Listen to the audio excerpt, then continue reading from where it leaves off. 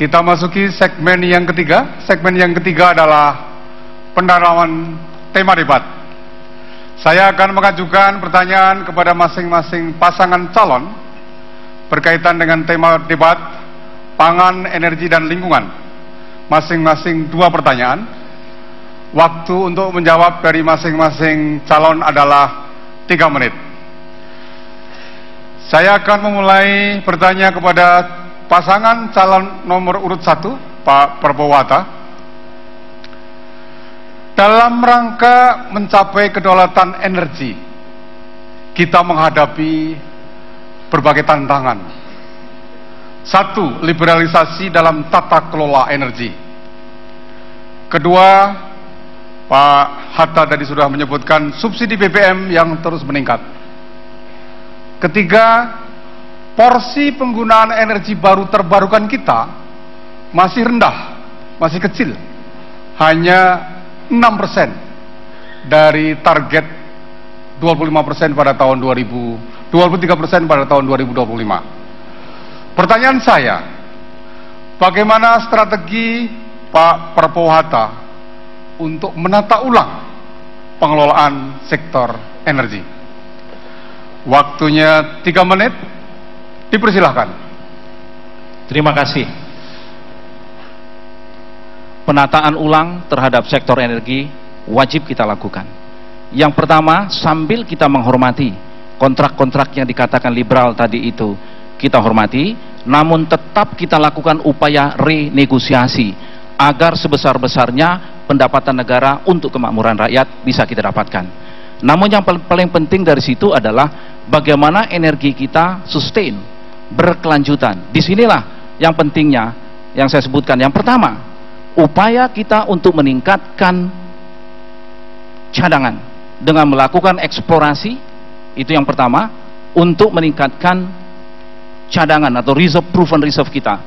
Yang kedua, penting bagi kita untuk mengembangkan sumur-sumur yang tua dengan teknologi enhanced oil recovery.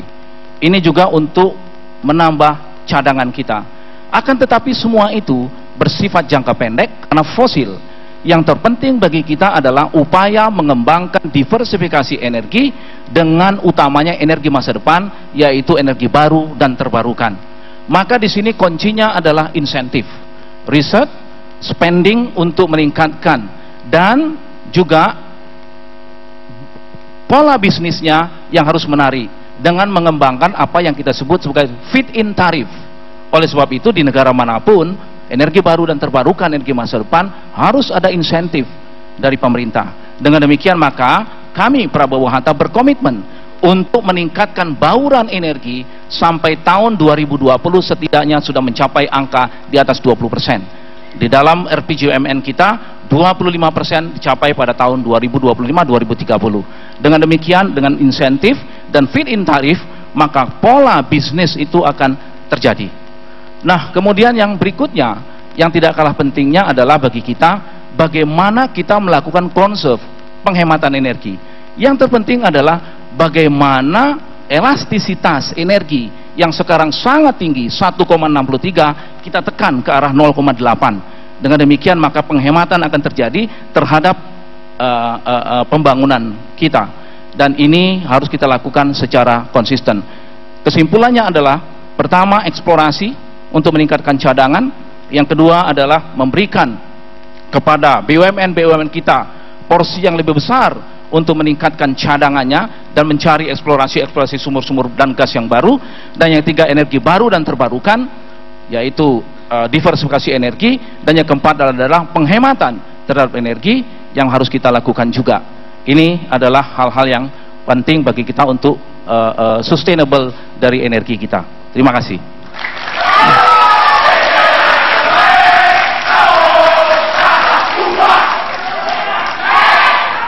Terima kasih Pak Hatta. Pertanyaan yang sama saya tujukan kepada Pak Jokowi JK. Saya ulang pertanyaannya. Dalam rangka mencapai kedaulatan energi, Pak JK tadi juga sudah menyinggung, kita menghadapi tantangan sebagai berikut. 1. Liberalisasi dalam tata kelola energi. 2. Subsidi BBM yang terus meningkat. 3. Porsi penggunaan energi baru terbarukan yang masih rendah. Pertanyaannya, bagaimana strategi Pak Jokowi JK untuk menata ulang pengelolaan sektor energi? Saya persilahkan, waktunya 3 menit. Silakan. Terima kasih. Sebetulnya energi yang kita punyai ini sangat melimpah, baik menyangkut minyak, baik gas dan panas bumi atau geothermal, dan juga energi yang terbarukan. Banyak kesempatan yang bisa kita kelola, kita manage dari situ. Yang pertama, yang menyangkut minyak, menyangkut gas dan panas bumi. Kita harus berani memutuskan. Yang pertama, BBM harus dialihkan, dikonversi ke gas. Karena ini jelas lebih murah dan stok yang ada ini bisa mengurangi beban dari BBM. Kemudian yang kedua juga infrastruktur yang berkaitan dengan gas itu sendiri. Karena pemipaan untuk gas untuk menuju baik ke industri, baik ke perumahan, ini harus segera dikerjakan. Hitungan kami, pemipaan untuk gas ini kurang lebih bisa dikerjakan dalam waktu 3 tahun dengan sebuah kecepatan yang tinggi. Yang ketiga, yang paling penting ini yang juga sangat menyedot banyak energi adalah masalah hal yang berkaitan dengan kemacetan. Oleh sebab itu, ke depan yang namanya transportasi publik, mass transportation itu harus dikerjakan secara baik di kota-kota besar yang ada di seluruh Indonesia ini. Tidak ada kata tidak, karena ini menyangkut sebuah visi ke depan kita agar energi yang ada ini betul-betul bisa kita pakai se-efisien mungkin. Kemudian mengenai energi yang terbarukan, saya kira juga lahan-lahan kita yang lahan marginal ini juga masih beribu-ribu hektar lahan yang marginal. Masih banyak sekali yang tidak perlu air. Ini juga banyak tanaman-tanaman yang bisa kita pakai untuk membangun sebuah energi yang terbarukan. Misalnya, saya berikan contoh cantel atau sorghum. Ini bisa ditanam di mana-mana, di tempat-tempat yang marginal bisa ditanam. Tetapi karena tidak ada riset yang baik, tidak ada yang berani memulai, tidak ada insentif di situ, sehingga orang tidak mau masuk ke sana. Dan juga pasarnya memang Pertamina harus membuka pasar untuk itu. Untuk biofuel harus dibuka, sehingga jangan sampai justru kita memberikan insentif untuk impor minyak tetapi tidak memberikan insentif kepada energi terbarukan yang harusnya bisa dinikmati oleh para petani.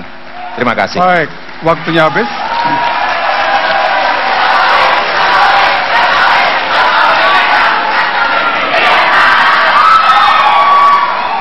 Terima kasih Pak Jokowi. Sekarang menginjak pertanyaan kedua dari segmen yang ketiga. Saya ingin mengajukan pertanyaan kepada pasangan calon nomor 2, Pak Jokowi JK. Menipisnya sumber daya alam dan meningkatnya kerusakan dan pencemaran lingkungan menjadi indikasi belum terwujudnya pembangunan berkelanjutan. Pertanyaan saya, bagaimana strategi Pak Jokowi JK dalam menserasikan antara pertumbuhan ekonomi, keadilan, aspek sosial, dan pelestarian lingkungan? Saya persilahkan untuk menjawab, waktunya 3 menit. Dipersilahkan. Ya, mestinya kita harus menyeimbangkan antara kepentingan ekonomi, kepentingan hajat hidup masyarakat, dan juga kelestarian lingkungan. Ketiganya ini harus berjalan paralel, berjalan beriringan, sehingga akan kita peroleh sebuah kemanfaatan, sebuah kemanfaatan yang melestarikan juga, bukan hanya urusan ekonomi, bukan hanya urusan hajat hidup masyarakat, tetapi juga kelestarian lingkungan ini tetap bisa kita jaga. Jangan ada yang dinomorsatukan yang ini dan dinomorduakan ini. Semuanya harus berjalan secara paralel. Dan kita tahu semuanya, sekarang ini hutan kita rusak, daerah aliran sungai kita juga rusak, kemudian terumbu karang di pantai kita juga rusak. Karena apa? Kita terlalu mengejar pertumbuhan ekonomi dan tidak memperhatikan kelestarian lingkungan. 3 hal itulah saya kira yang harus kita jalankan secara berkesinambungan, berkelanjutan, sehingga betul-betul bahwa lingkungan kita ini bisa kita jaga. Karena ini adalah yang akan kita berikan kepada anak cucu kita. Kita tidak bisa lagi berteori. Kita tidak usah lagi menyampaikan hal-hal yang muluk-muluk. Tetapi apa yang sudah kita ketahui segera kita kerjakan, apa yang kita ketahui segera kita laksanakan, dan apa yang kita ketahui segera kita implementasikan. Karena kekurangan kita sekarang ini memang melaksanakan. Merencanakan sudah banyak sekali, tapi melaksanakannya kita yang kurang. Oleh sebab itu menurut saya yang paling penting sekarang melaksanakan. Pak Jokowi dipersilakan. Pak JK dipersilakan. Antara ekonomi dan lingkungan yang bisa menyesuaikannya adalah teknologi. Artinya kalau sawah sekarang ini 1 hektar menghasilkan 5,5 hekton padi, maka kita harus teknologi masuk untuk menjadi 6-7 ton per hektar, sehingga tidak kita butuhkan lahan terlalu banyak, sehingga hutan tetap baik. Begitu juga sawit harus lebih baik produktivitasnya, sehingga yang bisa menghabis ialah tetap kesejahteraan ekonomi jalan, tapi lingkungan terjaga, kemudian juga sungai terjaga dan masyarakat terjaga. Teknologilah yang menjadi inti daripada itu. Terima kasih Pak JK.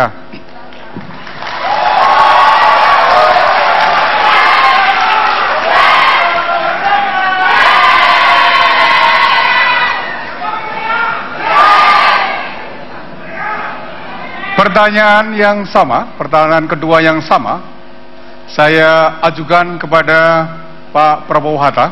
Akan saya ulang pertanyaannya. Menipisnya sumber daya alam dan meningkatnya kerusakan dan pencemaran lingkungan menjadi indikasi belum terwujudnya pembangunan berkelanjutan. Pertanyaannya, bagaimana strategi Pak Prabowo Hatta di dalam menserasikan antara pertumbuhan ekonomi, keadilan sosial, dan pelestarian lingkungan? Silakan dijawab, waktunya 3 menit. Dipersilakan. Terima kasih Bapak Moderator. Masalah kerusakan lingkungan tidak lain juga adalah dikarenakan oleh daya dukung bumi kita, daya dukung wilayah teritorial bangsa kita sudah sangat-sangat berat untuk menampung ledakan penduduk. Jadi Indonesia, negara yang kita cintai ini, tiap tahun kita harus menerima tambahan 5 juta warga baru. Tambahan penduduk kita 5 juta tiap tahun, berarti 5 juta mulut baru. Kita harus siapkan makan, siapkan semua fasilitas yang dibutuhkan oleh seorang warga negara. 5 juta tiap tahun. Ini yang mempercepat proses kerusakan lingkungan. Juga dengan kurangnya regulasi atau pengawasan, tambah mempercepat lagi kerusakan lingkungan itu. Dilema bagi kita, bagaimana kalau kita tidak mempercepat pertumbuhan, bagaimana kita menciptakan lapangan kerja? Jadi ini dilema. Pertumbuhan harus tetap, tetapi kita harus menghadapi kerusakan lingkungan itu. Bagaimana strategi kami keluar. Strategi kami keluar adalah melalui suatu strategi yang kita namakan atau kita pakai adalah strategi banyak jalur. Antara lain sekaligus dengan pendidikan kita bisa menanamkan pengertian dari rakyat kita tentang hubungan antara pembangunan ekonomi dan butuhnya kita menjaga lingkungan kita. Jadi tidak bisa tidak, kita harus mengejar pertumbuhan ekonomi, tetapi pendidikan harus kita dorong dan harus kita menjadikan sektor investasi yang besar.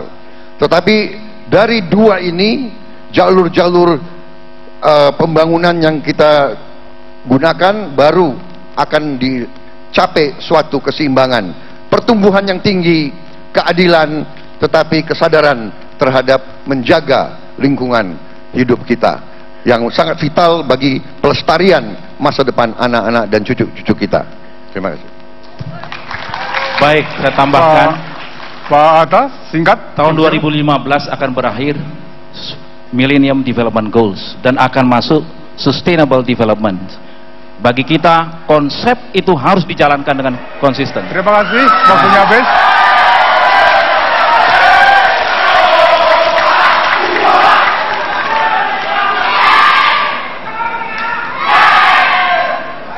Terima kasih. Kita akhiri segmen yang ketiga. Kita ikuti jeda berikut ini sebelum kita memasuki